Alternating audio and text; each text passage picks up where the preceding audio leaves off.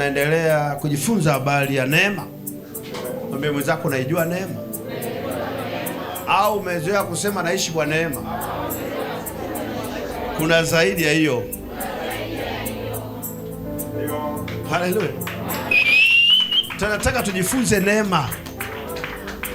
Neema haina hukumu. Haleluya.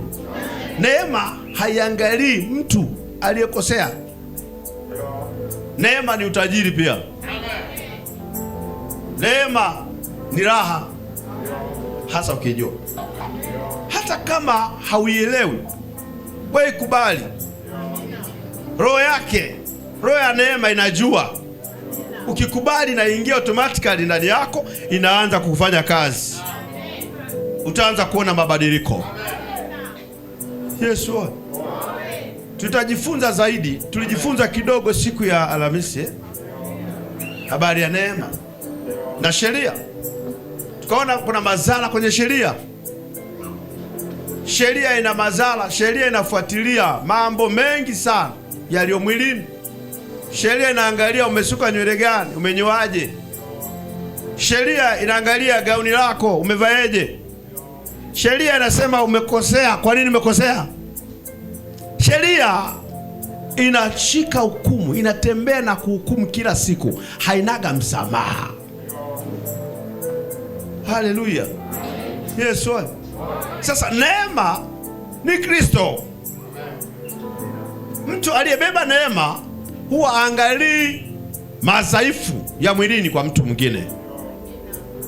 Leo kuna watu wanatembea kwenye sheria, kila anapoingia ibadani, haingii ibadani, anakuja ibadani kwa kuangalia watu wamenyoaje, wamesukaje, wamevaaje. Hiyo ni sheria na iko kwenye mwili. Na ikitawala sheria, neema inapotea. Neema ikiondoka, wewe kuwa maskini ni kawaida yako. Ukikubali neema, neema ina maisha rahisi. Hutapata shida, hutaumia kwa sababu ya fulani amenyoaje na yuko ibadani. Kwanza hutamuona. Neema ni sheria ya roho. Haleluya. Mtu anajihukumu mwenyewe, akiona amefanya jambo lolote, inaanza kufanya kazi kuhukumu. Yenyewe ina hukumu ndani kwa ndani. Ndio maana Musa hakuiondoa, anasema sikuja kuiondoa, nimekuja kuitimiliza, kuiweka iingie ndani kwa mtu, kwa asiwepo mtu wa kumhukumu mwingine. Neema, sheria, kazi yake ni kufuatilia kila jambo la mwilini. Na ndio maana nilikwambia hata wazee wa kanisa wanaowekwa makanisani 99% ni kufuatilia mambo ya mwilini. Mambo haya, hatukatai kufundisha vitu vya mwili kama sehemu ya nidhamu katika mwili, lakini mambo makubwa yako katika neema. Maisha mazuri yako kwenye neema, ndio kwenye nguvu huko. Napoongea habari ya roho, tunaiongelea neema pia. Na tunaposema habari ya neema ni Kristo. Haleluya. Na mtu yote anaishi neema lazima akubali kuua utu wa kale ili aanze kuishi katika utu upya. Utu wa kale una sheria nyingi, umebeba sheria nyingi.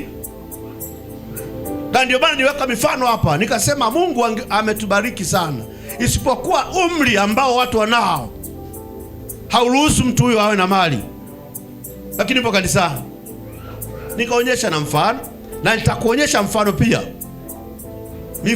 Sio mmoja, nitakuonyesha mifano mingi ili uelewe zaidi, neema ikuingie, ili ujue habari ya mambo ya roho. Unaposema mimi nataka niwe rohoni, utakuwa unaona kweli kwa rohoni kuna mambo yatatokea kwenye hiyo neema. Sheria ina mauti nyingi. Sheria naweza nikasema haina Mungu. Haleluya. Yesu. Ukijua hautahukumiwa na mtu, hutahukumu mtu. Wewe mwenyewe ukiona kuna kosa unaanza kujisikia vibaya. Ukiona kikitu akinibariki, wewe mwenyewe unaanza kujisikia vibaya. Hakuna anaye kuhukumu. Haleluya. Lakini sheria ya mwilini wote tutahukumiana hapa. Kila mtu ataona pungufu la mwenzake. Haleluya. Yesu, mtaelewa tu. Mtaelewa. Na nikasema ili tupate mambo yote ya maisha ya neema, asala za sheria na faida ya neema, unasoma kitabu cha Warumi 7. Unaweza kuanzia ule mstari wa kwanza. Tulisoma siku hiyo, tunasoma tena. Soma. Ndugu zangu, hamjui?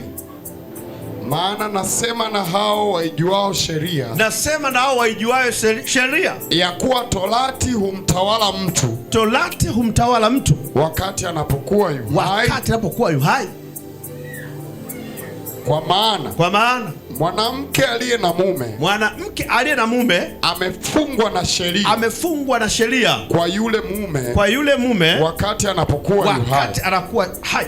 Bali akifa yule mume amefunguliwa ile sheria ya mume. Haleluya. Amen. Si tunaelewa? Sasa unaweza kufikiri ni mambo ya ndoa ya mwili. Kinachoongelewa hapo, Yesu anapokufa na sisi tulikuwa ndani yake, anaua utu wa kale ili tuingie kwenye utu upya. Tunaua ndoa ya kwanza, sheria. Tunaenda kwenye ndoa ya pili, neema. Amen. Neema ni ndoa ya pili. Amen. Lazima uachane, lazima afe huyu sheria ili uingie katika mwanaume neema, Kristo. Amen. Wezi kwa na wanaume wawili utakuwa mzinzi. Na kama mzinzi utabarikiwa. Wezi kutumika na sheria na neema. Wezi kuvichanganya vitu viwili. Lazima uchague kitu kimoja. Kama mwako kwenye sheria ya mwili, kama mzima usichanganye. Na ukikaa kwenye sheria 100%, usilaumu kinachotokea kwako. Usilaumu magonjwa, usilaumu masikini, usilaumu hata kukataliwa, usilaumu. Haleluya. Haleluya. Amen. Watu wameshia tu kusema tunaishi kwa neema. Kuna zaidi ya kuishi kwa neema. Kuishi neema, kumuishi Kristo. Na Kristo anakufa, anaua utu wa kale, anaua mume, anakufa mume wa kwanza, sheria, ili abaki mume mmoja, neema, Kristo. Ndipo taongozwa na huyo Roho. Naposema tunaongozwa kwa Roho, bila kuwa na neema hautaongozwa na huyo Roho na hautakuwa mwana wa Mungu pia. Soma.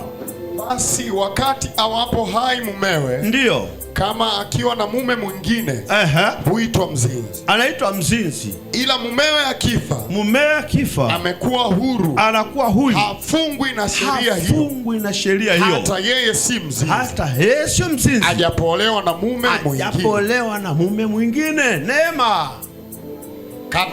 Kadhalika ndugu zangu, ninyi pia mmeifia torati kwa njia ya mwili wa Kristo, pate kuwa mali ya mwingine, mke wa mwingine, yeye aliyefufuka katika wafu, kusudi tumzalie Mungu matunda.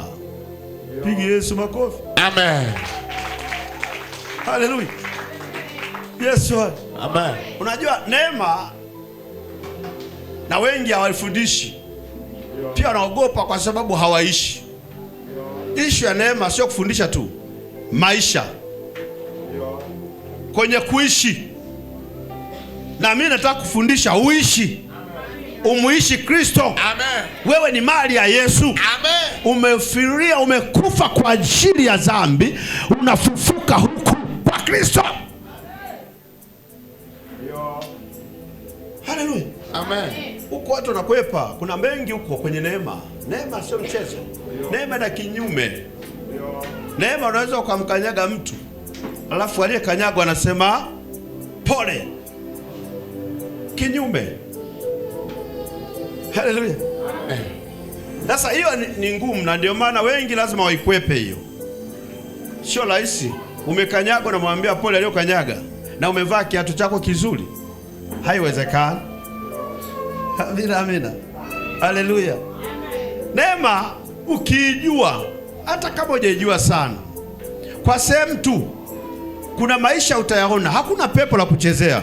Haya mapepo yanakemewa kila siku. Ni kwa sababu watu wamebeba sheria kwenye mioyo yao, na sheria inahukumu sana. Unaona wanandoa wako kwenye ndoa, wanahukumiana, wanaishi chumba kimoja, kitanda kimoja, lakini ni mahakimu kwenye sheria. Haleluya. Kwenye sheria hata uishi kwa akili ya namna gani, unaweza ukashindwa kuishi na mke wako hata kama ni mzuri kwenye sheria. Kwenye neema unaweza ukaishi na mwanamke vizuri sana, na akili inakuja yenyewe hata kabla hujaambiwa ishi naye kwa akili. Akili inakuja yenyewe kwenye neema, maana ni Kristo. Kwa Kristo kuna akili. Kristo ni akili. Haleluya. Amen.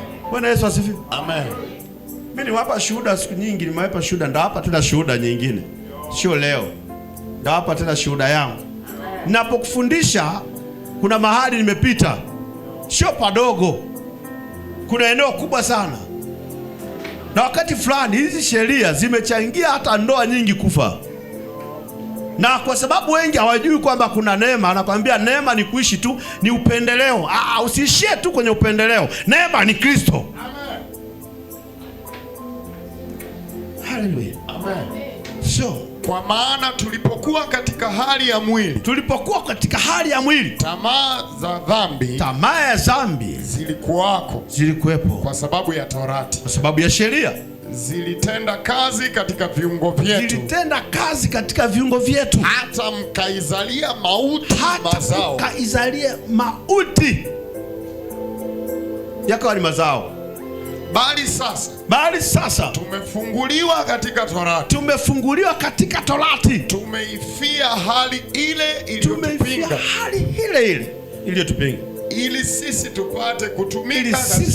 tupate kutumika katika hali mpya ya roho, si katika hali ya zamani ya andiko.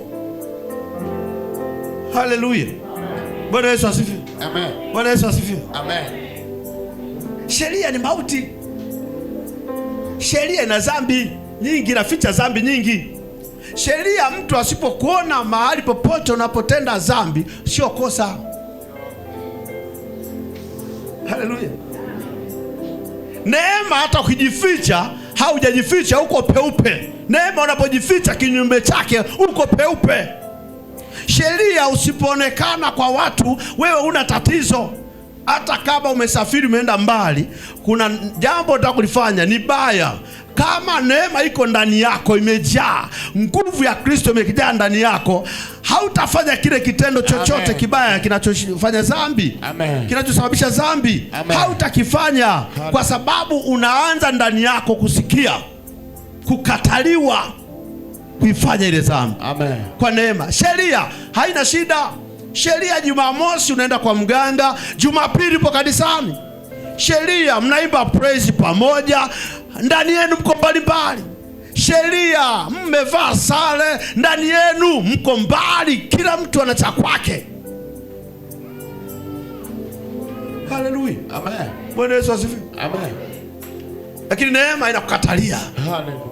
Neema inakataa. Amen. Ukija mahali hapa unaimba praise, kama ndani yako kuna vitu vimejaa, hawezi kutoa sauti ambayo itawabariki watu. Amen. Watu hawabarikiwi na sauti yako. Amen. Kwanza wanakushangaa na kuona kama ni sanamu tu. Bwana Yesu asifiwe. Amen. Natamani neema hiyo iingie kwako. Amen. Pokea hiyo nuru. Neema ni nuru. Amen. Neema ni afya. Amen. Neema ni uzima. Amen. Neema ni Kristo. Amen.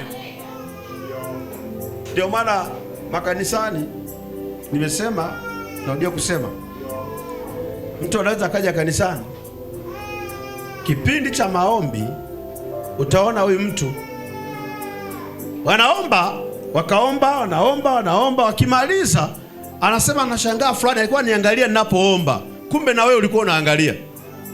Umejuaje alikuwa anakuangalia kama wewe ulikuwa uangalia?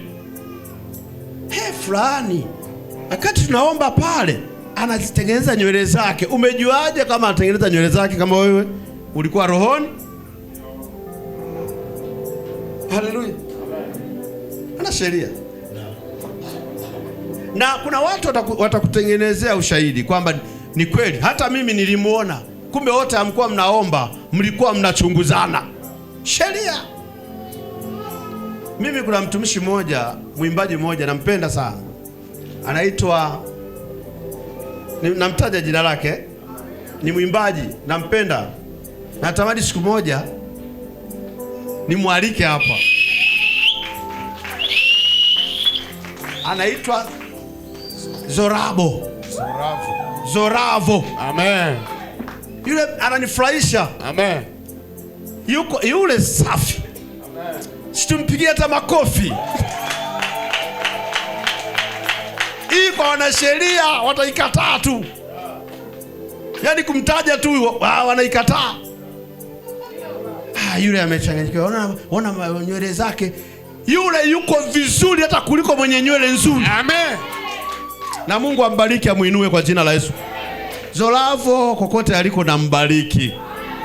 Alafu namuhitaji hapa na aje hapa. Wangapi nasema tumuhitaji aje hapa? Atatusikia YouTube. Tunamuhitaji Zoravo hapa. Amen. Tena asichane nywele zile, asichane. Amen. Vile vile. Tunataka aje kama alivyo vile vile. Amen. Nampenda sana. Huwa nafuatilia.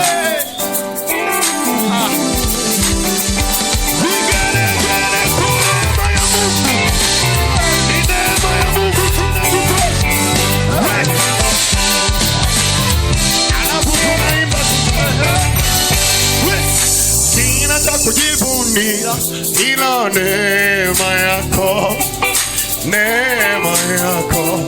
yanitosha. Sina cha kujisifia ila neema yako yanitosha. Sina cha kujigamba ila neema yako yanitosha. Wale sina cha kuwaonesha ila neema yako. Kanisa la Mungu wote, sina cha kujivunia ila neema yako yanitosha. Sina cha kujisifia ila neema yako yanitosha. Sina cha kujigamba ila neema yako yanitosha. Sina cha kuwaonesha ila neema yako yanitosha. Sina cha kujivunia wewe ila neema yanitosha. Sina cha kujisifia ila neema yanitosha. Sina cha kujigamba ila neema yanitosha. Sina cha kuwaonesha ila neema wote kwa sauti ya juu. Neema yako yanitosha. Neema yako yanitosha. Neema yako yanitosha. Neema yako yanitosha.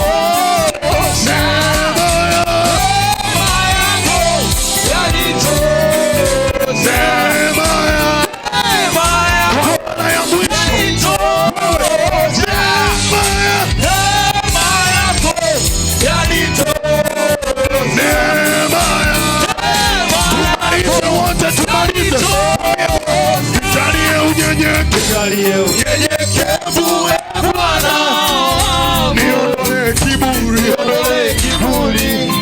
Bwana, nipe moyo wa saburi Bwana, niondolee mashindano Bwana, niumbie moyo safi Bwana, nikutumikie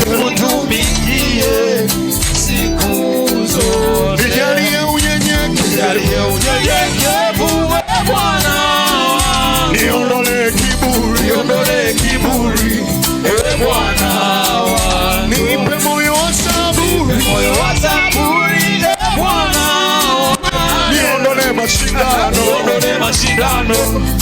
Bwana, Yesu, niumbie moyo safi Bwana, nikutumikie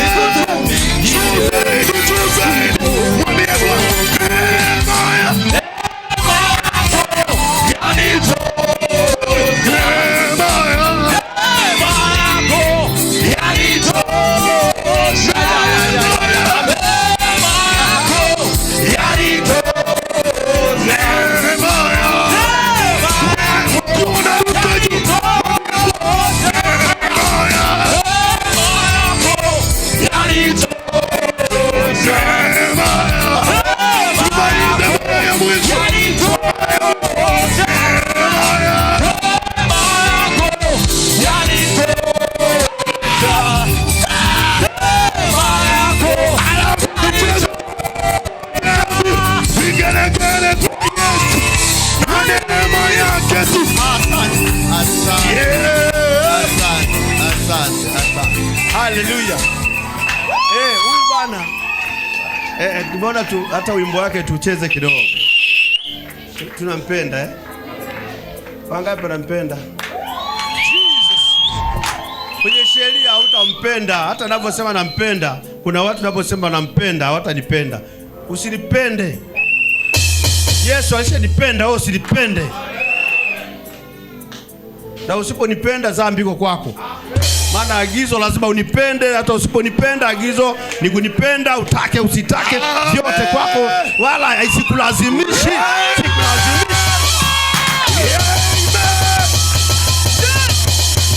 Kwa hiyo sheria imewafunga watu, wako kifungoni kwenye vitu vya mwili, mavazi na kufuatiliana kila siku. Huyu yuko na nani, amepita wapi, anafanya nini, anaenda mbona anapita sehemu ya vilabu. Sasa asipite vilabuni, kuna watu wanatakiwa kuokoka wako kilabuni. Utawapateje hao? Lakini sheria kazi yake, unapohukumu lazima ufukuze. Unafukuza tu, utafukuza wangapi? Sheria. Haleluya. Watu wameishi kwenye hukumu kwa sababu ya sheria. Kwa hiyo katika hali ya macho ya kawaida, kwa wengi sana wanamwangalia yule Zoravo kama mtu ambaye ana Mungu. Sasa ana Mungu kuliko hata huyu anayesema. Ukiona mtu anasema vibaya, yeye ndio hana Mungu. Mwenye Mungu hana maneno mengi, hana neno moja. Mimi nampenda yule. Amen. Mtu anajifanya mstaarabu, anajiona yeye ndio anajua sana kuliko vyote. Mimi huyo Zoravo, najua leo tumemtaja sana, anasikia. Naanza kusikia leo. Ajua anapendwa. Tunampenda hapa New Jerusalem City. Tunampenda. Sasa tumalize kwa kusoma Warumi 8 mstari wa kwanza. Warumi 8 mstari wa kwanza. Tumalize kwa kusema hayo. Amen. Sasa basi hakuna hukumu ya adhabu juu yao walio katika Kristo Yesu. Amen. Kwa sababu sheria ya Roho wa uzima wa milele ule ulio katika Kristo Yesu imeniacha huru, imekuacha huru mbali na sheria ya dhambi na mauti. Amen. Unakaa kwenye hukumu, unahukumu watu wewe mwenyewe, unawahubiria mitaani, unatembea kuambia wewe unafungua kanisa, unaenda unafikiri utakuta wote watakatifu. Unakuta wavuta gosho. Kuna watu wanavuta gosho mpaka macho yaoni. Kuna mtu nywele ananyolea chupa. Kuna mtu anarewa kuliko kawaida. Na huwa mara nyingi unaona wanaenda kuwakusanya, anasema Yesu anakutaka kama ulivyo. Akiingia anamhukumu. Wakizidi tu washirika anageuka, anaanza kuhukumu, anaanza kuangalia mapungufu yake. Lazima wewe uishi neema ili uweze kutoa hicho. Amen. Neema haishindwi. Kama umeweza kumkokotoa mitaani, umeenda kuwahubiria, umewatangazia kwamba unafungua kanisa, na unafungua kanisa la watakatifu. Makanisa yote ukifungua ya watakatifu utampata mtakatifu hata mmoja. Tunafungua makanisa watu wenye dhambi ili wafunguliwe, wawe huru. Amen. Sheria ya Roho inaweka huru. Amen. Haleluya. Amen. Sheria ya Roho ni neema. Haleluya. Amen. Sisi tunasema vaa vyovyote ila usiwe uchi, lakini usitende dhambi. Amen. Sasa hivi kuna watu wako mitandaoni, najua wataisema kidogo. Watu wanaovaa suruali wanaona hawana Mungu. Akiona mtu amenyoa kakiduku kamekaa hivi, hana Mungu. Sasa anayesema ndio hana Mungu mara mbili. Amen. Haleluya. Bwana Yesu akasema sikuja kuwakomboa walio watakatifu, nimekuja kuwatoa wenye potea. Unawatenga, unawafukuza waende huko mitaani. Kesho unaweka mkutano wa Injili, unataka aokoke nani? Kama umewafukuza 10, kuna nyuma yake kuna 90. Yesu. Na mtu anasema kama asikii, nafukuza kama asikii. Wewe ulisikia? Inawezekana umekuwa mchungaji, unachukua kanisa kwa baba yako ulitoka kwa kiburi. Sasa umepata kiburi pia baada ya kuona watu wameongezeka. Kiburi kinainuka. Wala sio Mungu. Haleluya. Amen. Tunataka Mungu atubadilishe. Amen. Mungu awabadilishe. Amen. Mungu atubadilishe. Amen. Wewe uko huru. Jesus. Wewe uko huru. Amen. Rudia kusoma hiyo. Rudia kusoma hiyo Warumi 8:1. Sasa basi hakuna hukumu ya adhabu. Hakuna hukumu ya dhambi juu yao walio katika Kristo Yesu. Sasa basi hakuna hukumu ya adhabu. Hakuna hukumu ya adhabu juu yao walio katika Kristo Yesu. Walio katika Kristo Yesu. Kwa sababu sheria ya Roho uzima ule ulio katika Kristo imeniacha huru mbali na sheria ya dhambi. Imekuacha huru. Amen. Mbali na sheria ya dhambi na mauti. Amen. Uko huru kwa jina la Yesu. Amen. Uko huru kwa jina la Yesu. Amen. Maana yale yasiyowezekana kwa sheria, kwa vile ilivyokuwa dhaifu, kwa sababu ya mwili, Mungu kwa kumtuma mwanawe mwenyewe katika mfano wa mwili ulio wa dhambi, na kwa sababu ya dhambi alihukumu dhambi katika mwili,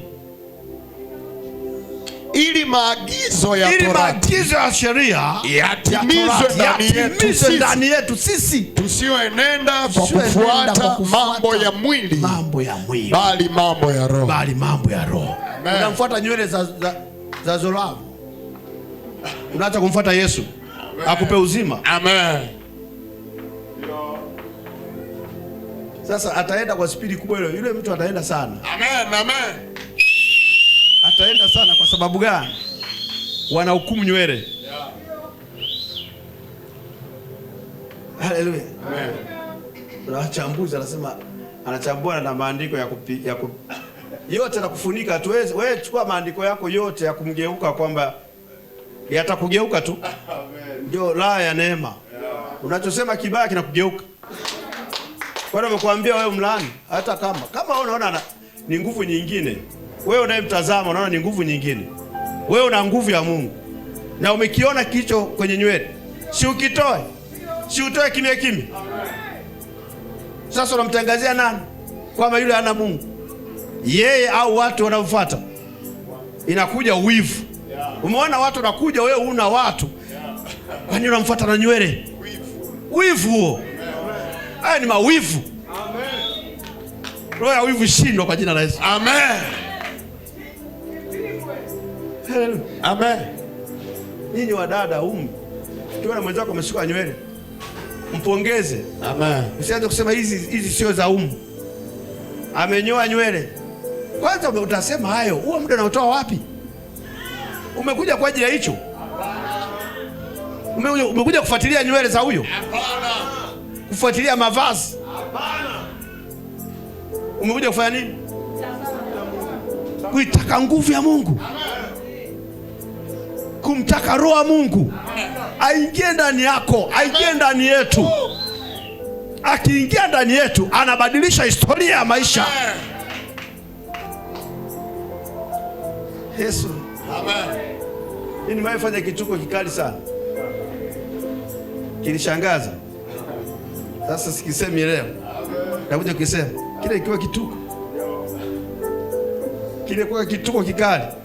Niambia kuna vituko vinaweza vinakuonyesha uwajue hata watumishi wa Mungu wa kweli utawajua. Naam. Usione mtumishi wa Mungu yote anafanya hivi na wewe ukajiachia. Hamna kujiachia. Kaa vizuri na roho ya Mungu wewe. Usijiachie mzima. Kaa vizuri na Mungu wako. Umeamua kukaa na Yesu, kaa vizuri ili usipigwe. Maana unaweza kupigwa mpaka ukaacha wokovu. Ili usipigwe kuacha wokovu, kaa vizuri wewe na Mungu. Haleluya. Amen. Wewe Yesu asifiwe. Amen. Umebakiza mstari mingapi?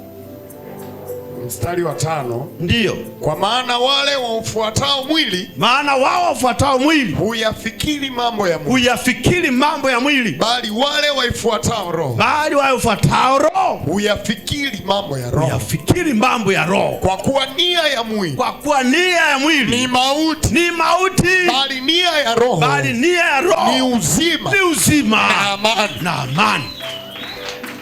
Kwa kuwa ile nia ya mwili ni uadui juu ya Mungu. Kwa maana haitii sheria ya Mungu, wala haiwezi kuitii.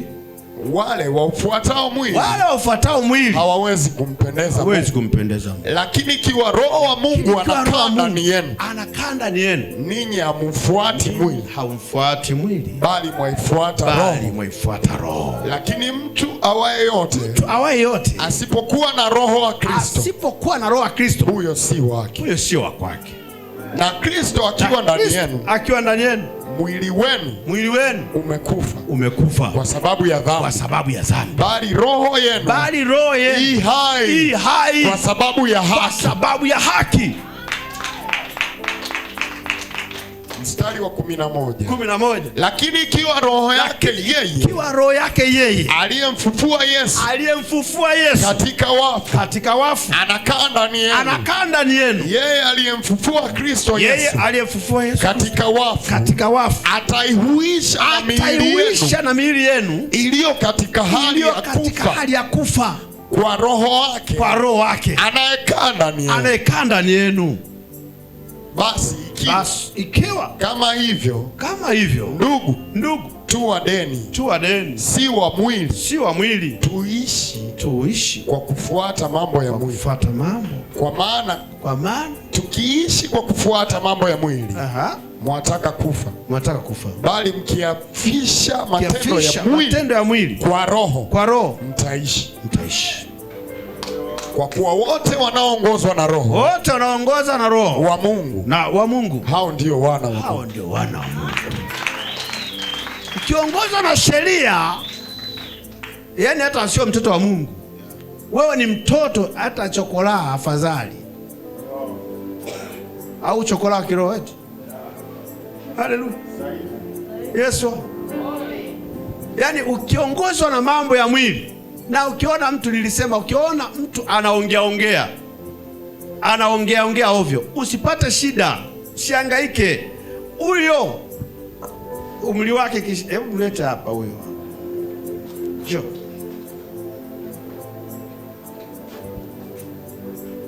Haleluya. Amen. Njoo na mama nani? Njoo bibi nani pale? Njoo hata wewe hapo mama. Haleluya. Ukiona mtu anasema huyu, akiona anasema vibaya ovyo, usihangaike. Muangalie huyu. Ni huyu. Hapa ni huyu. Sheria ni huyu. Haleluya. Amen. Neema ni huyu. Kwa hiyo ukiona huyu anaongea vitu vibaya, ni umri huu hapa. Na hawa wapo makanisani, hawa wako makanisani, wamejaa makanisani. Mungu hawezi kumpa semitera huyu, hawezi kumpa gorofa huyu, maana umri wake haufai kuwa na gorofa. Kazi yake ni kulalamika, kulia, kukimbia, anaweza kaondoka nyumbani, anaogopa fimbo. Umri wake ni sawa na mtu anayetoka kanisani, anakimbia, anasema hapa mimi sipaelewi. Umri ni huu. Mwingine umri yule pale. Njoo, huyu ni mama. Njoo na wewe. Mwaipopo njoo na. Haleluya. Unataka uone baraka. Sheria, ukiwa mwana sheria kuhukumu ovyo, wewe unayehukumiwa usihofu. Zolavo, usihofu. Usihofu. Huyu Zolavo asihofu. Ajue anaoongea ni nani, wala sijibu. Wanaoongea wanasema habari ya mambo ya mwili wake ni huyu hapa. Akimwona huyu asimuone kama huyu. Huyu ndio mwaipo. Huyu ni huyu hapa. Huyu ni huyu. Na wamejaa makanisani hawa. Na hawa kijaa makanisani wataishia kulalamika, hatubarikiwi. Alichokifuata wala sio Yesu. Amekuja kuhukumu nywele za watu, magauni ya watu, siketi za watu, mavazi ya watu, mabinti. Anauyeni kuhukumu tu, kwa sababu hawa kazi yao ni kusema.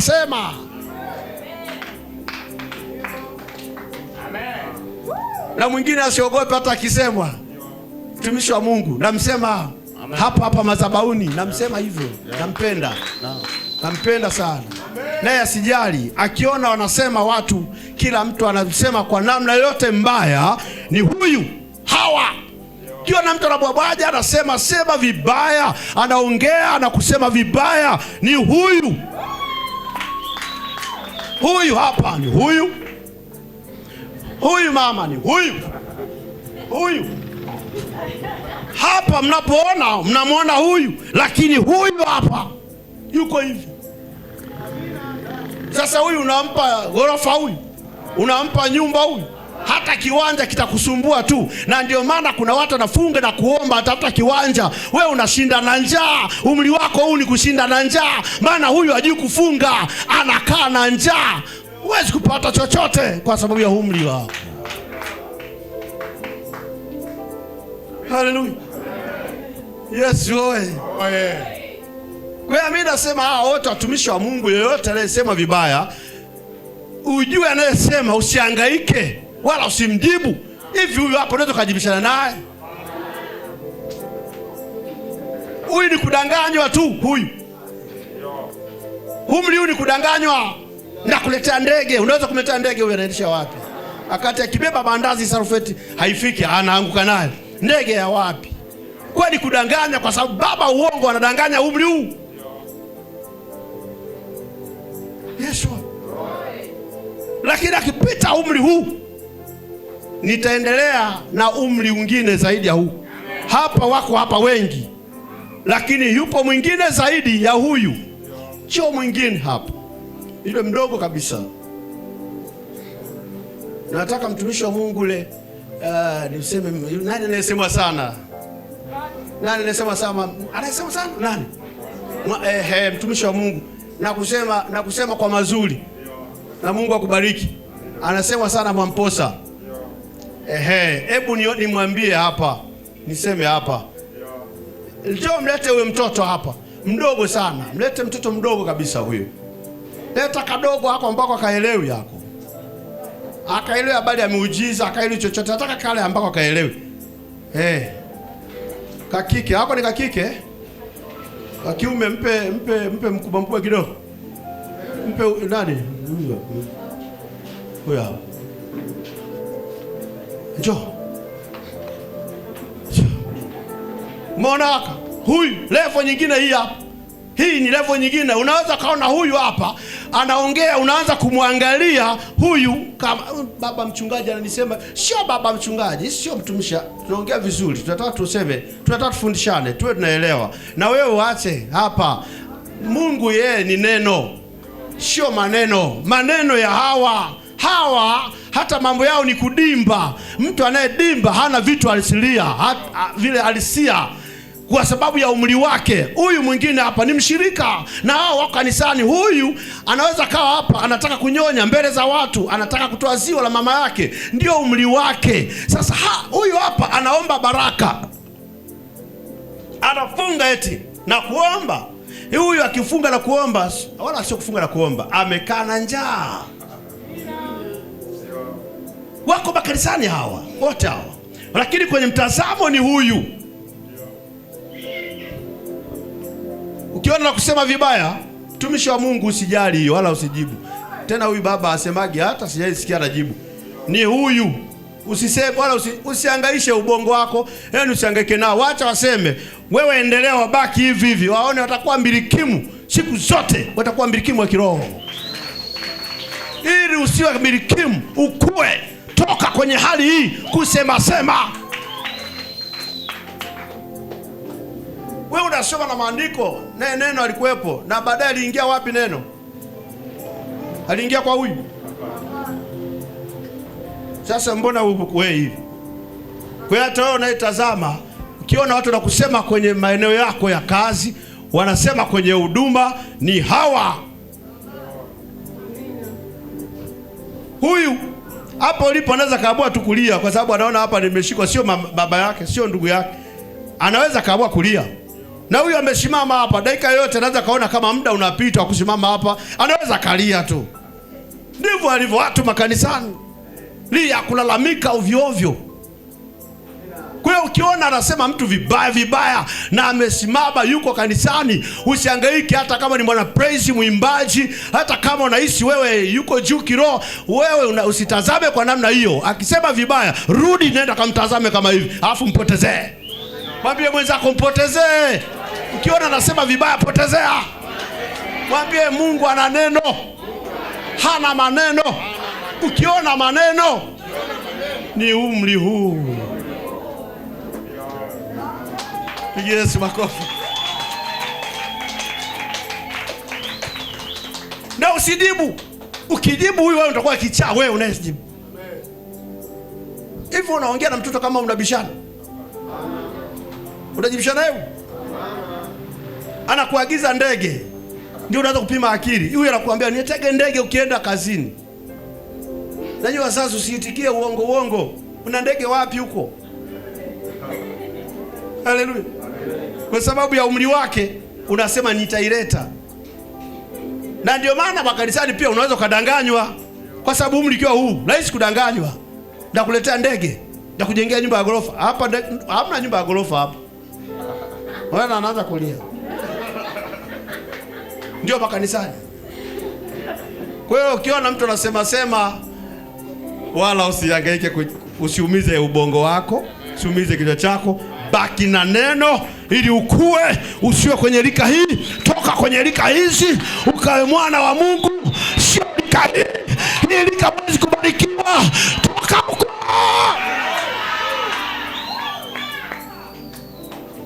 Watumishi wengi, lakini nimesema wawili maana nimeona ndio wanasemwa.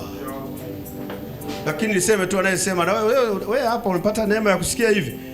Usiwe unasema unabwabwaja maneno ya ovyo ovyo. Amina. Hawa hapa, huyu hapa ana nepi.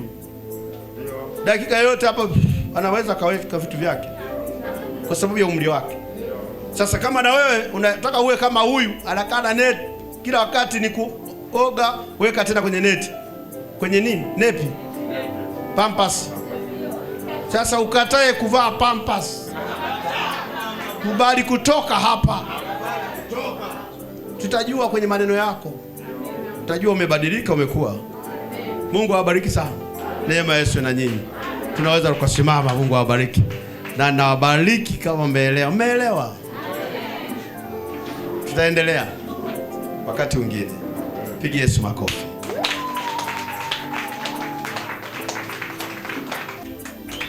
Hata wale uolewi, ikiingia neema kwako utapata upendeleo. Amen. Wa kuolewa kirahisi. Amen. Utaolewa kirahisi. Amen. Neema wengi wanaiogopa kuifundisha, kwanza inakukaba. Kukaa vibaya kama uishi inakukaba. Inakukaba. Nasema manabii tabilini imeruhusu, lakini hawa kwenye sheria manabii hawakubali. Kwenye neema anasema nabii akufundisha afundisha. Nabii atabiri, fanye unabii. Na wengine simeandikwa. Unaweza kusema uone wenyewe wanakwepa watu kufundisha ili wanaingia hukumu. Napenda hapo tunyamalizia ni Warumi hiyo. Ni hiyo.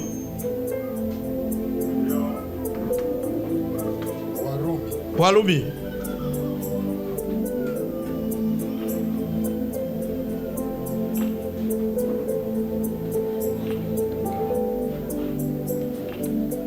Nataka usome sehemu ile ya mstari wa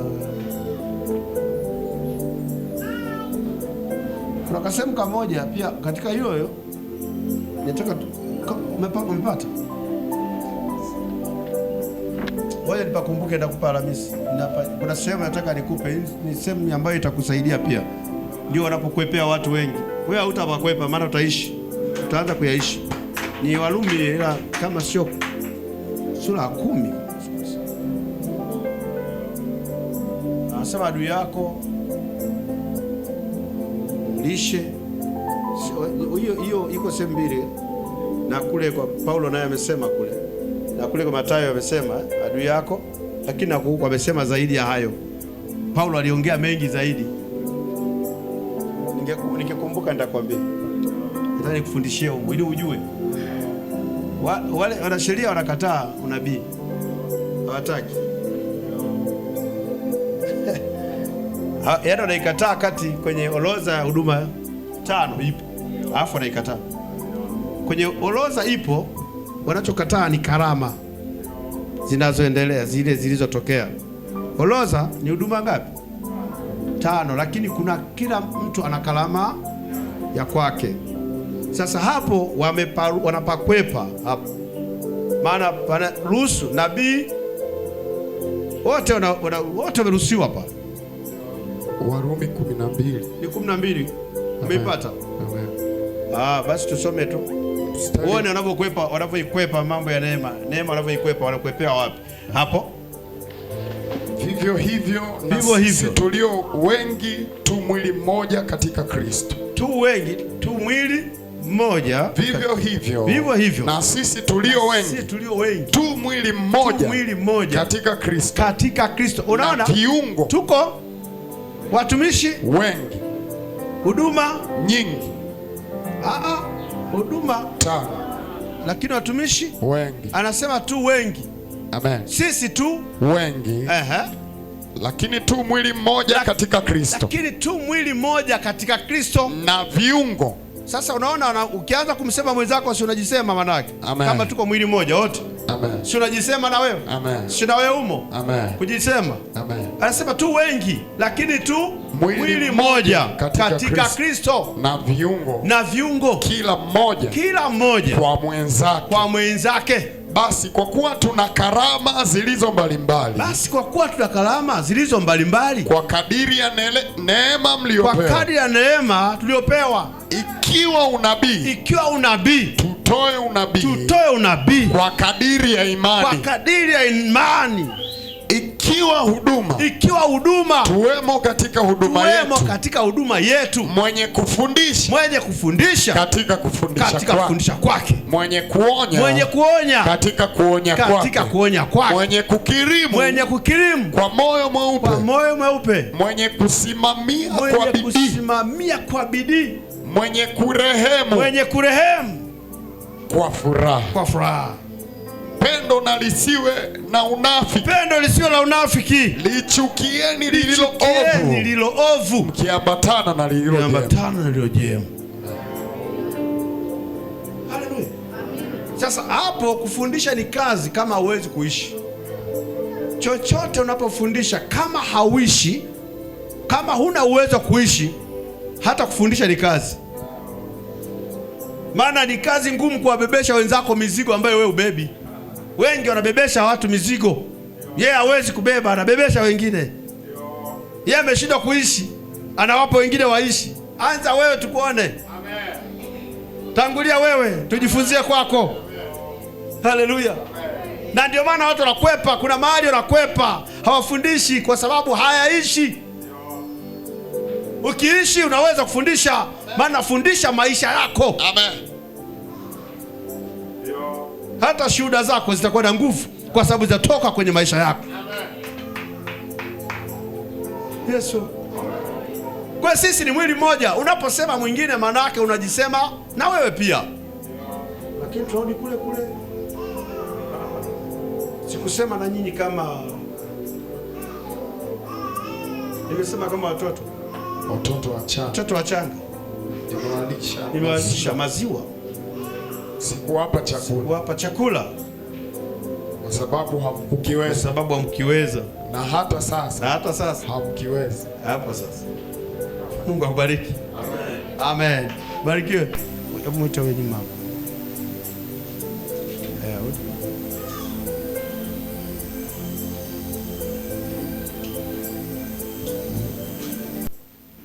Leo naona wenye maji hawako wengi. Wapo? Wangapi walikuwepo siku ile tunaongea habari ya maji? Tuliwakataza, tuliwafundisha. Nielewa? Si nzuri? Simekusaidia pia? Nataka ikusaidie uishi tofauti. Nisema shetani asikunukuu.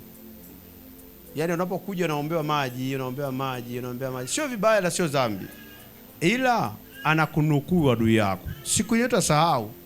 Ataangalia maji hayapo, atakuja, atakutest. Na ikutest atafanikiwa kwa sababu umezoea. Usizoelee. Tulikuwa tunasema habari ya kuzoelea, tukasema kila siku naona mtu anataka maji. Hayo maji sio vibaya. Nikikuombea hapa, kayatunze nyumbani. Alafu sio tu unatumia ili mradi.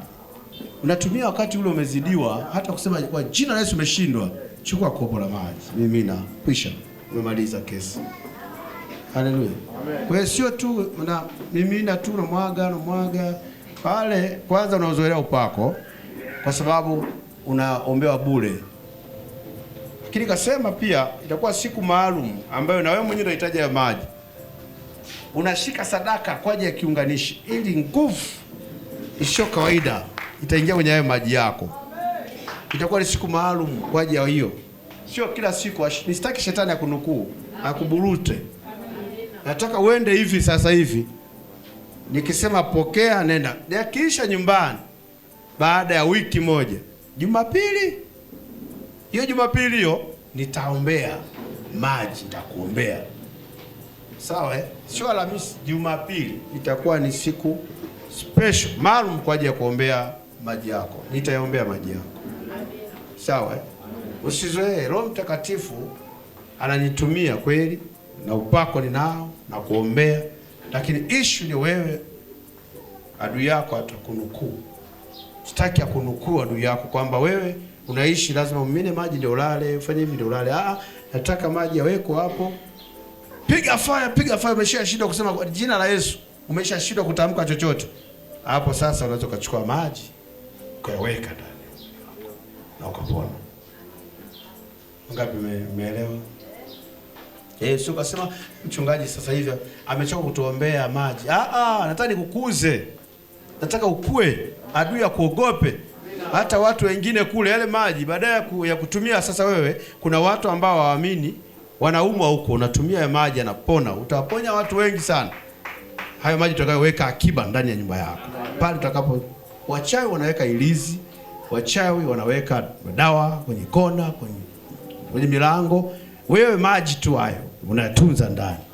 Kichomi kimekubana, umeshindwa kusema Yesu, wewe vuta taratibu tu. Mwagia kwenye kiganja, nawa. Barikiwe sana. Kuna mtu hajaelewa? Naelewa. Ameelewa, jipigie makofi mwenyewe. Binti unaitwa nani? Flora. Jambo Flora. Unaishi wapi? Nyasaka. Nyasaka. Umekuja na nani? Amekuleta? Amekuleta? Nikushuhudia? Ndio. Wewe uko na waza hapa sasa nitaendaje kuombewa pale sasa? Siko na waza afu kuna sasa tunataka kuondoka, mimi itakuwaje? Ndio. Wakati mimi nina matatizo nimemwambia, ameniambia twende. Ndio. Wewe ulikuwa unawaza, unajiuliza. Ndio. Lakini umepona. Matatizo yameondoka. Sasa kinachoondoka tu hapa ni kitu kidogo tu. Nimekushika hivi. Kuna kitu kidogo tu kinaenda kuondoka. Kidogo tu, kafurahia maisha. Hiki kinaondoka.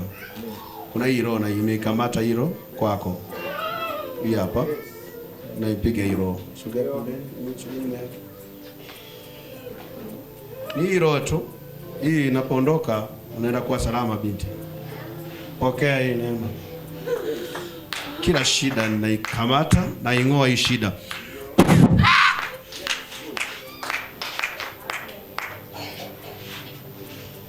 Haitaka, inaondoka hii. Inaondoka hii. Inaondoka.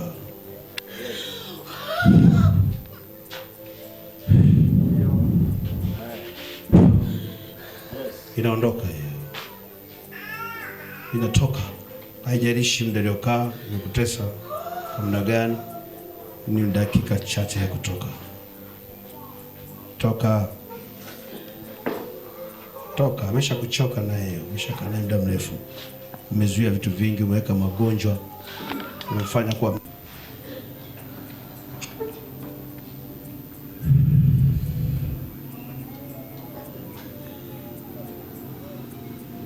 moja,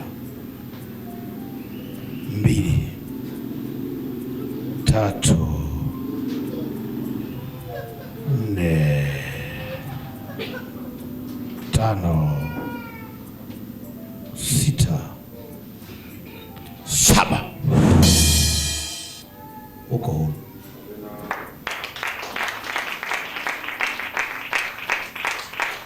Tayari binti. Umefunguliwa tayari. Uko huru. Una amani? Una amani? Tayari umeshapona.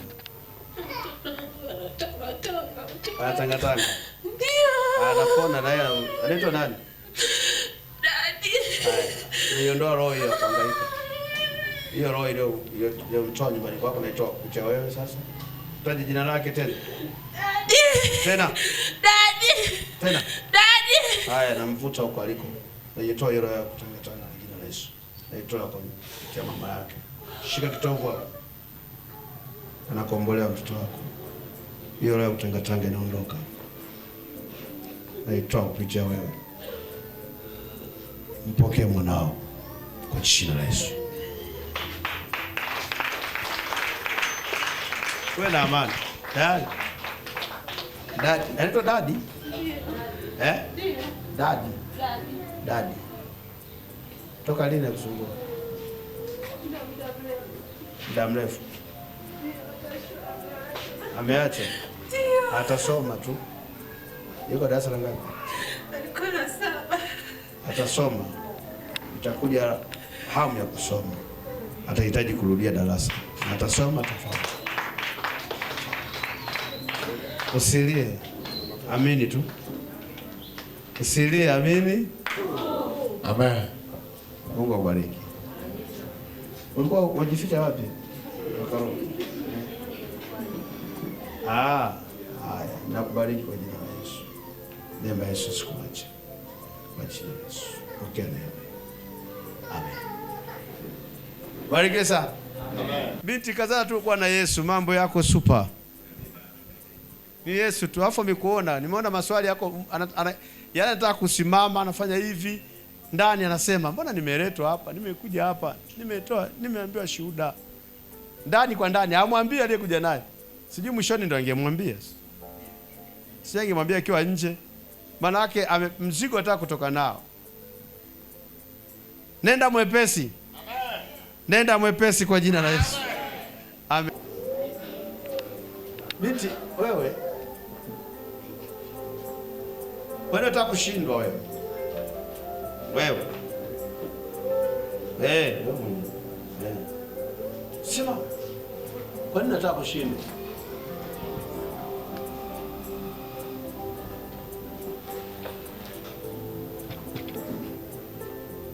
Kwa nini nataka kushindwa?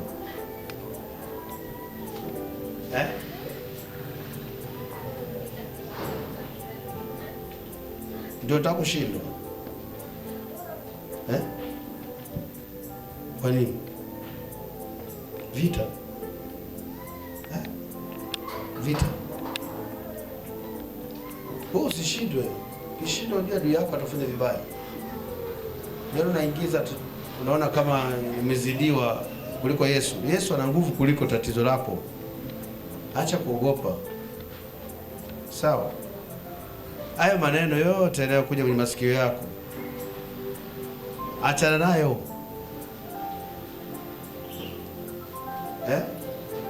Unapokea. Onyeshe Mungu wako uliye naye. Wamjue Mungu wako. Acha kuyaweka hayo. Wewe kuambiwa mchawi, wewe ni mchawi. Waambiwe hivi. Wamesema mchawi. Wewe unaroga mume wako. Wamesema hivyo. Naye amesema. Kumbe ni yeye mwenyewe baby. Anageuka. Basi acha kuchoka. Atamjua Mungu wako siku hizi mbili. Na atakuona wewe ni baby kuliko wachawi anaowaona. Unajua ukiona mume wako anaona wewe ni mchawi, sio mchawi. Kunakuwa na falme mbili. Hii falme moja inapozidi kupanda, kuna falme moja unaiacha chini. Inapozidiwa hii falme, haitasema uzuri hapo. Utaona wewe ni mchawi. Ishi sio uchawi, ni kwa sababu umeamua kuwa na Yesu. Unapofundisha unaanza kutafuta kuishi, vita vinaingia. Vita vinavyoingia havina maana wewe unashindwa. Vita vinapokuja wewe ni mshindi. Wala utashindwa. Uliye naye alishashinda. Na wewe shinda. Usirudi nyuma. Sawa? Wewe tulia, kaa hivi na Mungu. Unajua shida moja unaanza kujifikiria, sasa itakuwaje kama nitakuwa nimeacha hela, nitapateje hela? Unajiuliza hivi. Ni kweli? Ni kweli? Ndio unavyojiuliza. Sasa unajiuliza. Unachojiuliza kiko hivi. Au nikisema na hao wanasikia? Nisema. Cha kwanza ukasema sasa anasema hivi, mimi nikiamua kuachana naye, sasa kodi na atalipa kodi. Alafu na hela kula, unasema hivi, alafu kuna pambana. Huko nalia, alafu kunasema. Ni kweli? Ni kweli. Na mpaka sasa hivi bado hujapata jibu. Bado ya maneno unayo. Mpaka sasa unayo. Siyafute sasa. Kuja mbele yangu bado nasema tu. Mimi nakwambia nataka kusema. Wewe habari ya kodi haikuhusu, achana nayo kodi. Alafu jambo la pili, unaona aibu kwenda nyumbani kwenu. Na uliambiwa uende nyumbani. Uende nyumbani. Na unaona aibu. Unaogopa. Kwa hiyo ndio maana unaogopa kwenda. Sasa mbona umebaki kwenye kiulizo ambacho hakina majibu? Maana nyumbani uliambiwa uende, unaogopa. Alafu huku umeambiwa kodi imeisha, hamna kulipa. Umebeba vitu ambavyo vimekosa majibu. Si achana navyo hivi. Achana navyo. Toa, Yesu anaweza akafanya kitu. Toa, maana ukiondoka hapa utakuwa una jibu lolote. Bora utolee hapa hapa. Maana maneno yako yote naona unasema hapa hapa. Alafu umesimama mbele yangu unasema. Wanasema anasemaje? Anasema. Mimi kuangalia usoni naona anasema. Kama yule alikuwa anasema, huko anasimama anaangalia anasema. Sasa na huyu anasema. Na amekosa jibu. Hana jibu lolote. Kwenda nyumbani aibu. Pale kodi. Aende wapi sasa? Makaburi. Siruhusu roho hiyo kukata tamaa. Yesu anaweza yote. Na hakuna kitakacho kuzuru kupitia maneno yao yote hayo. Alafu kwenu lazima uende. Kwa sababu lazima utaenda baadaye. Bora uende sasa afu rudi. Nataka uende mimi ninapokuambia hapa. Sasa hizi utaenda sasa. Utaenda afu ondoa hiyo ya kusema aibu. Hivi aibu na uzima kipi bora? Basi uoga uishe. Shika kifuani kwako. Uoga uondoke. Uoga utakupelekea utashinda kujifungua. Futa uoga, weka free hapa, huko madhabahuni. Na umekuja hapa kwa ajili ya Yesu, sio kwa ajili ya nani. Ukija kwa ajili ya mume wako bado, wewe uje kwa ajili ya Yesu, Yesu amuokoe mume wako. Shika hivyo, chukua amani yako. Pokea amani yako. Pokea hiyo amani. Pokea hiyo amani. Pokea hiyo amani. Pokea. Pokea amani ingie na kwa mtoto wako. Na utaogopa chochote. Hamna cha kodi hajalipo wala nini hapa. Utaishi vivyote hivi na utakuwa na amani kubwa sana. Na utapata pesa tu. Na utajifungua salama. Tafuta kujifungua salama. Haya mavirusi yote ya nini? Hema. Tayari. Imekuja. Ipo amani. Piga makofi kwa Mungu. Relax. Uende na hiyo amani, tunza amani. Achana na kuwazawaza huyo. Huyo anasema ni ile roho. Atatulia, atakuja tu kwako tena. Kwa upya. Atakuita mke wangu mzuri. Aliyesema mchawi atakuita mke mzuri. Umeelewa? Usibebe hivyo, usizuie. Uwe free, uwe wazi moyo wako. Upate hewa. Sio kwenye dirisha ya serikali ya mbinguni. Barikiwe sana. Amen. Tayari. Sasa tukaendelea. Tutaonana Alhamisi. Bye. Mama yeye umepona?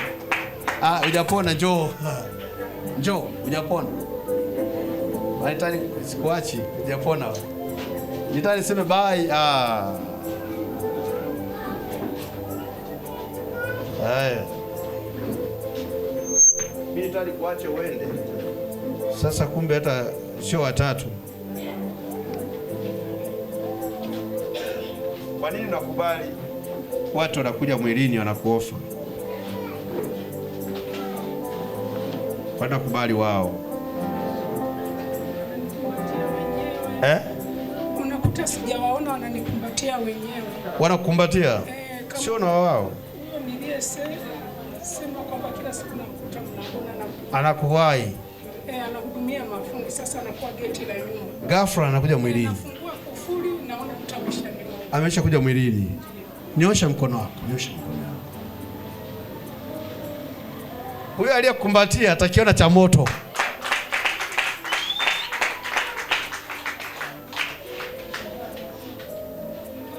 Anakukumbatia? Ngoja tupige sasa.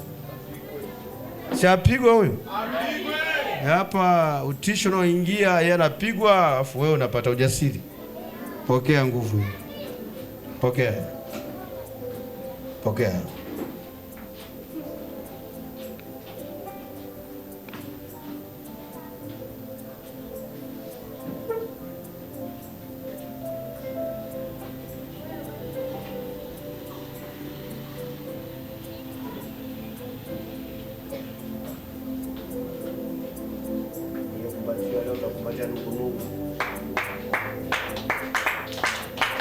Mazoea yako ya kukumbatia yanaishia hapa. Ninakukamata kwa jina la Yesu. 1, 2, 3.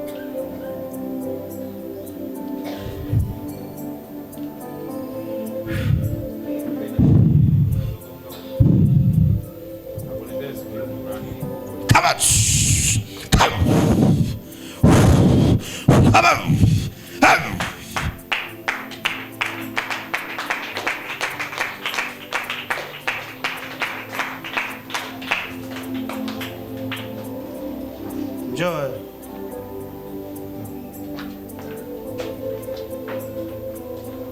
Leta mkono. Leta mkono. Weka hivi. Hapa. Leta mkono. Mkumbatie. Mkumbatie.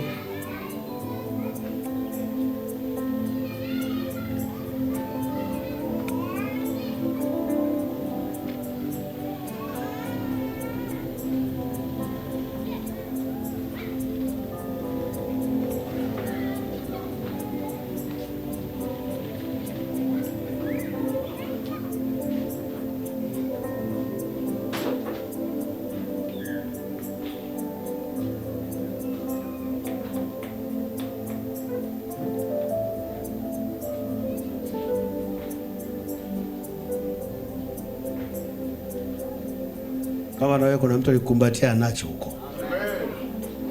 Anacho. Anafanya shosti. Shosti wao. Wewe una wao nini hiyo? Sikubali kukumbatiwa ovyo. Naitoa hii. Inatoka hiyo. Mara ya kwanza, ya pili, akaja ya 3, ya 4, akasema nimekukumbuka, akakumbatia tena. Ya 5 kimekimya. 5, 6 mabegani kwako, zote zinafutika hapo.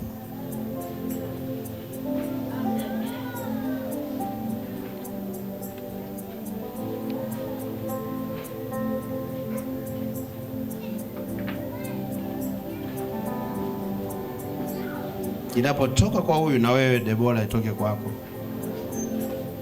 Itoke kwako. Inatoka kwako.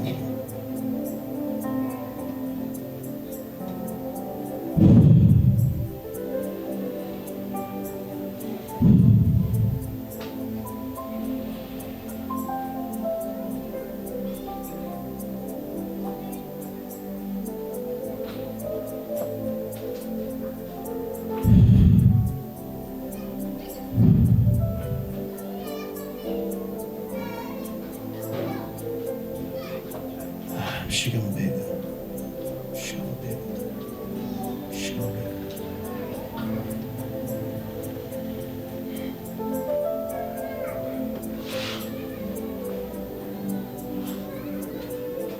Weka mkono wako kulia kwenye kifua. Debora mwenyewe.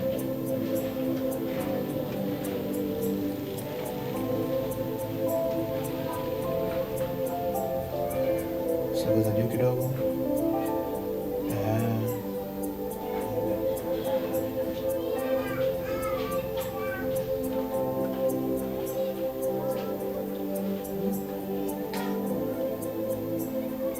Wewe kama unataka kuoa, Mama, wewe kama unataka kuoa. Tena. Tena. Tena. Tena.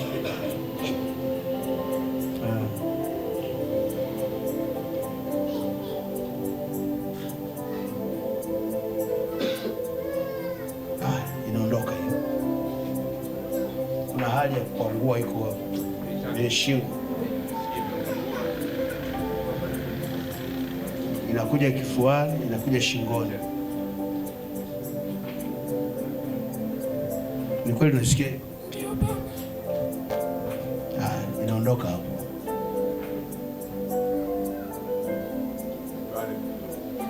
Hiyo inatoka sasa.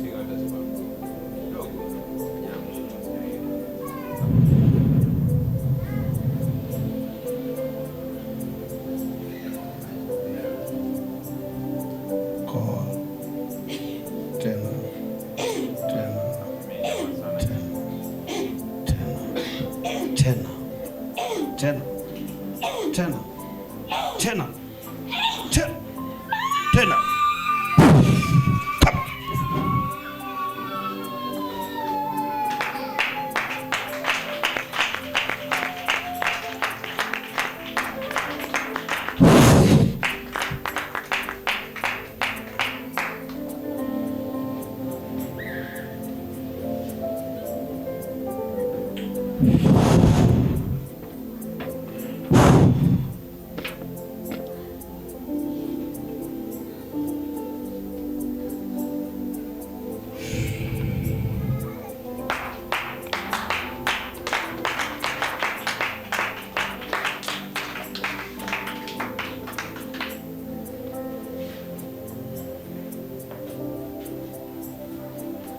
Niangalie.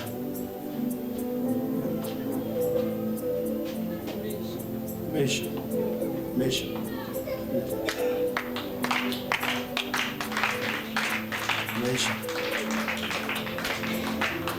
Kwa kinang'ania akitaki kukimbia siku 3 kinakaa tu hapo kinacheza hapo.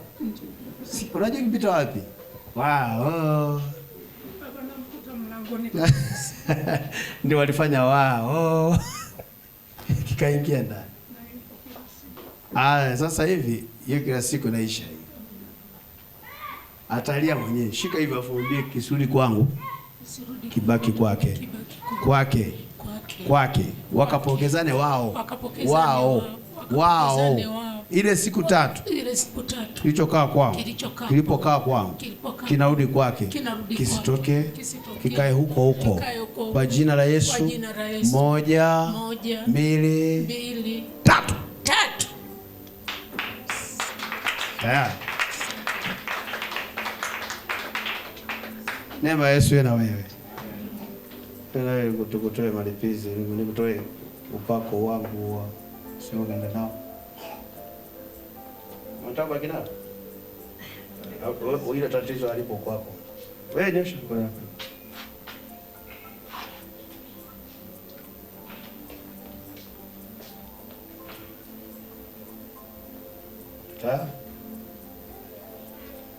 Isije kwako. Amen. Tusiendelee. Tuendelee. Tuendelee. Kuja tena wabaki watu hapo. Na mtu anasema niwe mimi. Wewe unachelewa kwanza. Kwanza kwa nataka kwenda nyumbani huyo. Tuendelee. Na inakuja sana.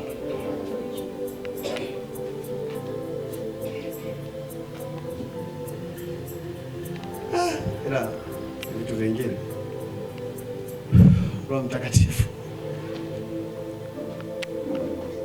umponye tu.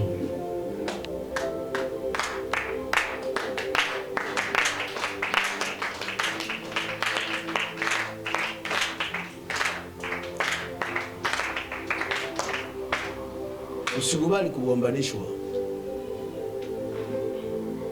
Usikubali kugombanishwa wewe na unanielewa? Usikubali kugonganishwa na mke wako. Usikubali kugonganishwa, kufarakanishwa. Sawa? Siache roho iendelee wachochea kukosana. Inataka kuwarudisha nyuma. Inawafarakanisha, mnapishana kauli.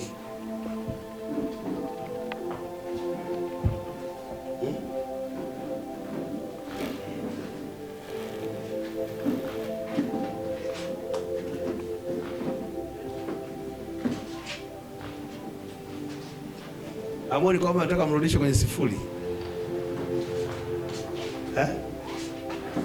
Shetani na wivu na nini anatafuta kuwarudisha zero, anafarakanisha kidogo kidogo.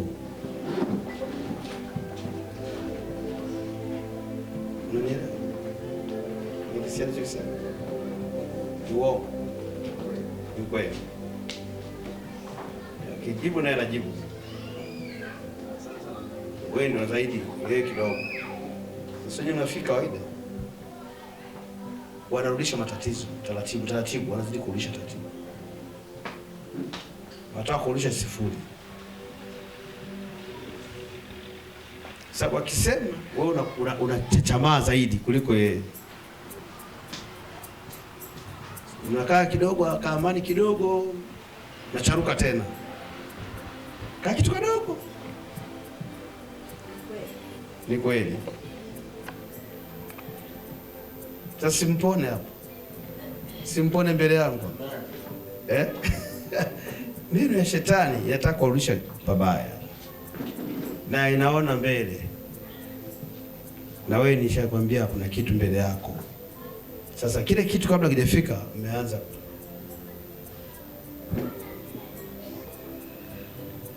Huyu anarudisha matatizo, wewe unarudisha ukame wa pesa. Ni kweli.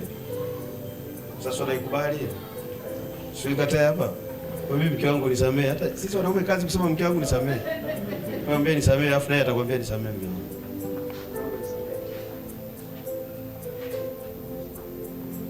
Nisamee. Mmemaliza hapa kweli kweli? Kutoka huko. Sasa mfute kilichoingia kwa mke wako. Shika mdomoni na sikio la kushoto. Mdomoni hapa, kidevu, afu shika na sikio la kushoto. Mkono mmoja wa kulia shika kidevu.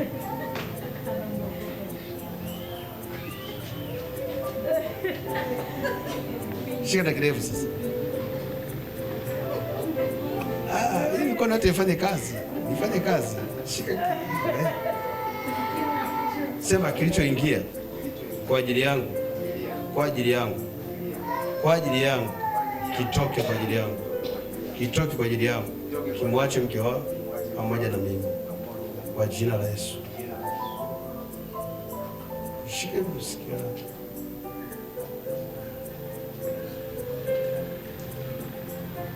Adui yenu ni mjeuri. Ninyi mnaweza kuona kawaida, naenda taratibu, anazidi kuwarudisha tu. Mnazidi kwenda tu, mnapishana tu, mnaenda mnalipikiza. Siku nyingine mtashangaa mko chini, mmerudi kule kule, mpaka mtasema Yesu hayupo. Mtafikiri Mungu hayupo. Au kwa nini siku hizi upako utakuwa umeisha? Sio upako umeisha, mnapokwazana mnaendelea mnalimbikiza.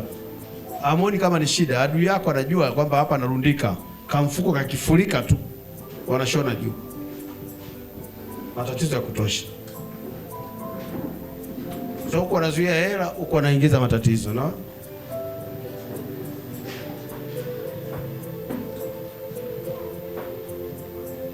Niko sana napata hela. Hapana. Saizi mtapata. Mtoe mke wako kwenye hiyo na wewe utoke.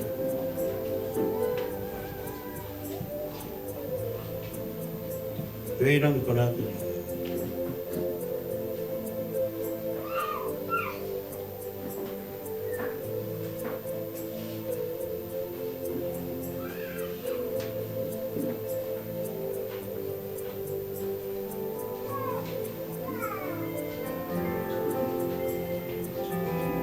hizo roho za ukame zinaondoka kwa mke wako, utapata kazi.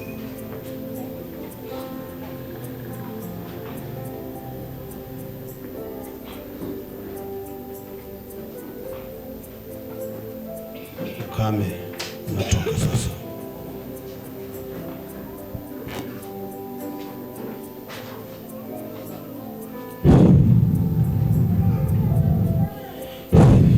Roho ya mafarakano, achia ndoa hii. Achia! Come! Achia ndoa hii.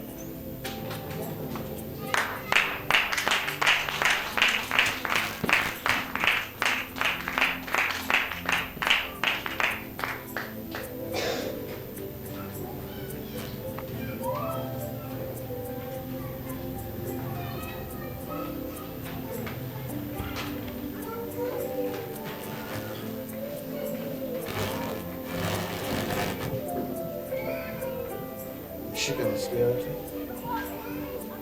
Sema roho ya mafarakano uliingia kupitia mimi. Ya kupitia mimi. Natoka kupitia mimi. Toka kupitia mimi. Kwa jina la Yesu. Jina la Yesu. Nimemsamehe mke wangu. Nimemsamehe mke wangu. Naye amenisamehe. Na yeye amenisamehe. Roho ya mafarakano. Roho ya mafarakano. Ya ndoa hii. Ya ndoa hii. Ya ndoa hii. Kati ya mimi na mke wangu. Kati ya mimi na mke wangu. Roho ya mafarakano. Roho ya mafarakano. Inazuia fedha. Inazuia fedha. Achia. Achia. Achia fedha. Achia fedha. Mwache mke wangu. Mwache mke wangu. Hesabu mpaka 7. Hesabu mpaka 7. Hesabu mwenyewe. 1, 2, 3, 4, 5, 6, 7.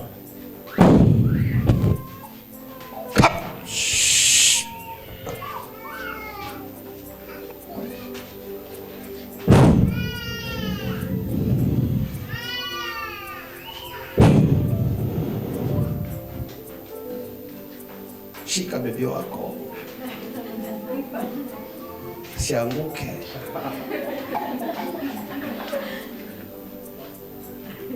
Ninazuia msio zishindwe. Zishindwe hizo roho kwa jina la Yesu.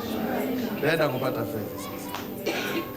Wewe ndio kufundisha sana. Nyie wanaume ndio nafundisha hata kama mko wachache. Nyie ndio tu nini?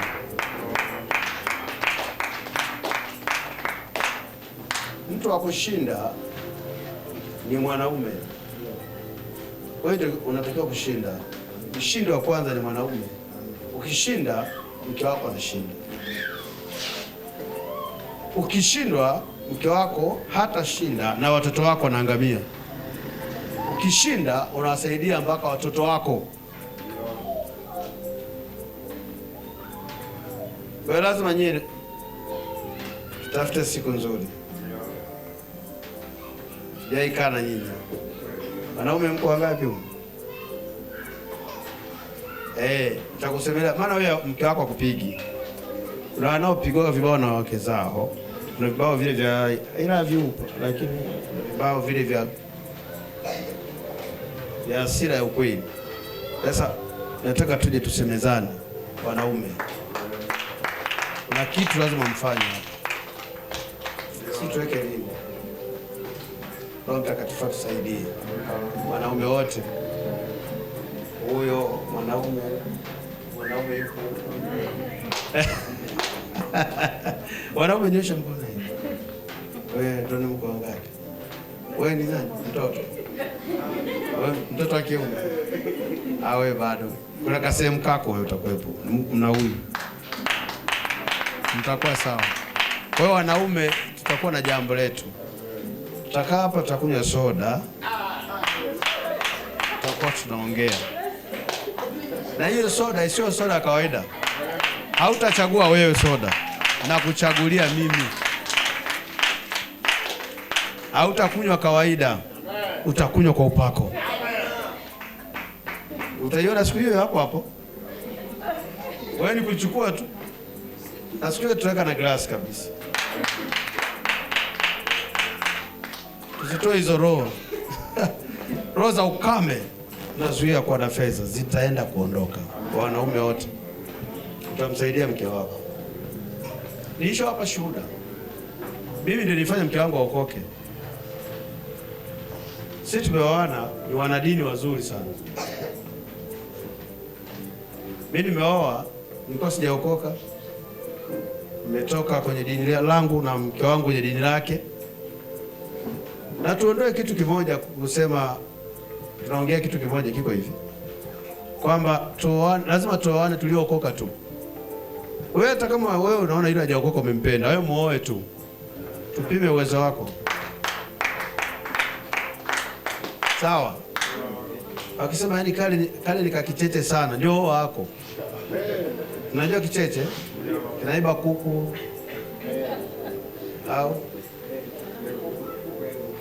anasemaje?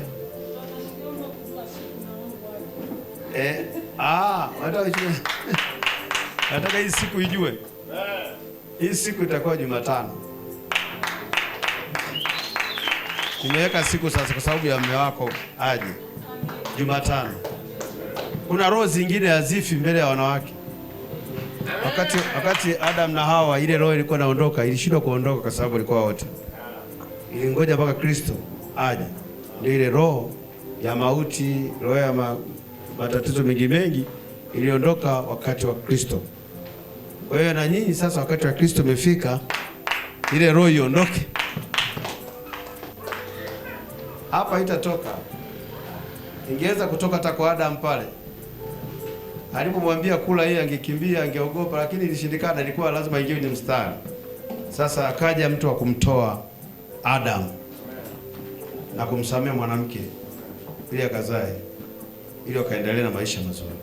Kwa hiyo na sisi wanaume tuonane Jumatano. Wote. Amen. Sawa. Utakuja? Au utakuwa umepata tenda kubwa ile? Tenda utapata hata hapa. Kuna gari liko pale nje linataka tenda. Liko hapa. Utakuwa naongelea. Mmoja na mitambo yako, lipo gari pale la kufanyia mazoezi. Amen. Ni kazi sio mazoezi. Huyu ni fundi Ndio maana amesema kwenye ufundi wake. Ni fundi. Sasa unaweza kuogopa kumwambia kuna kazi kwa sababu umesema ni mchungaji. Ni fundi. Anapuliza rangi zote. Na atapuliza. Amen. Kwa hiyo jitahidi, Mungu akusaidie uje. Baby umwache kule nyumbani au utakuja naye? Atakuwa analinda nje huko. Kuja naye. Hata kama kuja naye atakuwa anazunguka huko.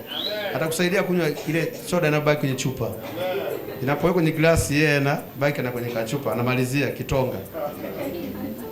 Wenyewe hawana watajiona wenyewe hapa. Kwa utaishia tu kunywa glasi utaenda nyumbani. Utajinoma wenyewe wake. Unaacha nje na wana viti vyao. Na sisi tutakuwa na viti vyetu. Mungu akusaidie. Amen. Barikiwe. Amen. Bye. Wasalimie wale walio nyumbani. Wale ambao wanaangalia season ya Jeje ibadani. Wasalimie, waambie na wasalimia. Na wapenda hata kama wajeje ibadani. Afu waambie kinachowasibu wakiondoe waje ibadani. Waambie msimuhuzunishe Roho Mtakatifu. Mungu akubariki. Amen.